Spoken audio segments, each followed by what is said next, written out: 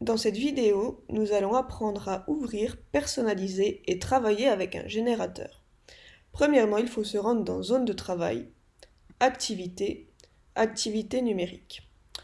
Ensuite, aller dans les filtres, sélectionner Type, puis Générateur. Ci-dessous apparaissent les différentes activités avec générateur. Pour ouvrir, il suffit d'appuyer ici.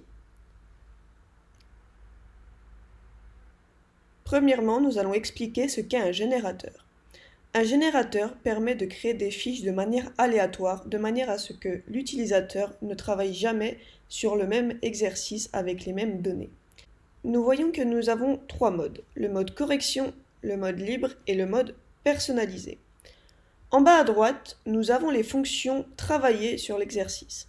La plus grande est la fonction la plus travaillée, donc la mémoire de travail.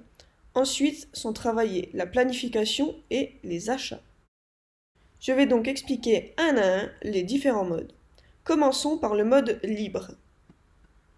Pour le mode libre, l'utilisateur va réaliser l'exercice jusqu'à la fin sans avoir de retour sur ce qu'il fait. La plateforme ne lui dira donc pas s'il a fait une erreur ou si c'est juste avant la fin de l'exercice. Nous pouvons créer différentes combinaisons. Puis nous cliquons sur Continuer et l'activité commence. Voici pour le mode libre. Allons maintenant voir le mode correction. Le mode correction permet à l'utilisateur de savoir si son action est juste ou fausse. La plateforme corrige instantanément ce que fait l'utilisateur. Nous créons ici différents types de fiches. Lorsqu'une fiche nous plaît, nous appuyons sur Continuer. Choisis la monnaie et les billets dont tu as besoin pour atteindre la quantité demandée. Tu peux utiliser ce que tu veux tant que le montant final est exact. Nous appuyons donc sur Commencer. Ici, il faut donc mettre la somme de 44,37 €. Mon action est juste, la plateforme me l'indique de manière sonore et visuelle. En revanche, si je commets une erreur, elle me l'indique également de la même manière et en me quittant une vie. Voici pour le mode correction. Pour le mode personnalisé, nous pouvons créer un nom, par exemple test. Puis nous cliquons sur Continuer. Ci-dessous, nous voyons les options que nous pouvons personnaliser.